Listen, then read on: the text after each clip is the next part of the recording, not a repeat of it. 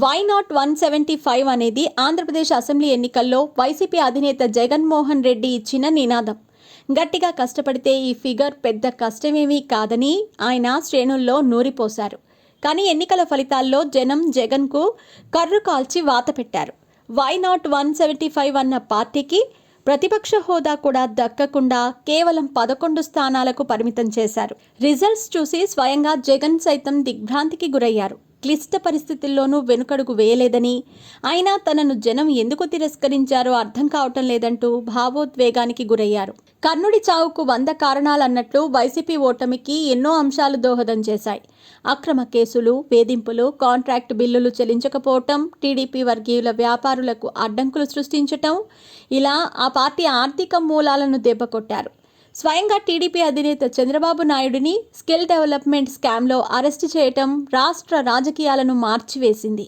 అప్పటి వరకు వైసీపీ స్వింగ్లో ఉండగా బాబు అరెస్ట్తో పరిణామాలు వేగంగా మారిపోయాయి. అన్నింటిలోకి జగన్ చేసిన ఘోర తప్పిదం జనసేన అధినేత పవన్ కళ్యాణ్ను రెచ్చగొట్టటం, ఆయన చరిష్మాను తక్కువ చేసి చూడటం. నువ్వు సింగిల్గా పోటీ చేయలేవు, దత్తపుత్రుడు, ప్యాకేజ్ స్టార్, 3 పెళ్లిళ్ళు అంటూ పవన్ను వైసీపీ నేతలు దుర్భాషలు ఆడేవారు.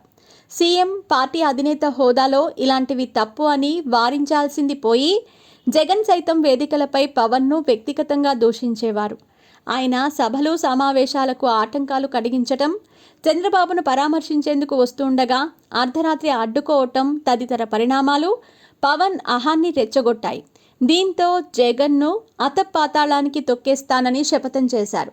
రాజమండ్రి సెంట్రల్ జైల్లోనే టీడీపీతో పొత్తు ప్రకటన చేయడంతో పాటు కూటమిలోకి బీజేపీని లాక్కొచ్చారు.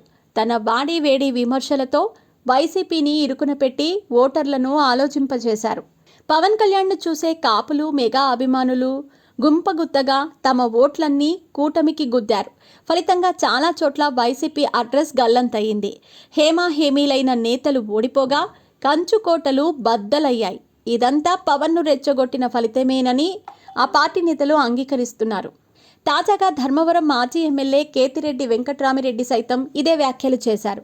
పవన్ సినిమాలకు అడ్డంకులు సృష్టించే క్రమంలో జగన్మోహన్ రెడ్డి టికెట్ రేట్లు తగ్గించి ఇండస్ట్రీ జోలికి వెళ్లారన్నది అందరూ అంగీకరించే మాటే. ఇదే విషయంపై కేతిరెడ్డి మాట్లాడుతూ, టికెట్ రేట్లు ఎలా ఉంటే మనకెందుకు, సినిమా వాళ్ల వల్లే వైసీపీ ఓడిపోయిందన్నారు.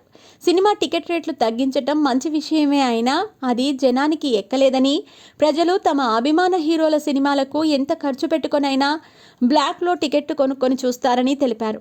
వాళ్లకు లేని బాధ మనకెందుకు, సినిమా వాళ్ల వల్ల అందరికీ దూరం అయ్యామని కేతిరెడ్డి వెంకట్రామిరెడ్డి ఆవేదన వ్యక్తం చేశారు. ప్రస్తుతం ఆయన వ్యాఖ్యలు సోషల్ మీడియాలో వైరల్ అవుతున్నాయి.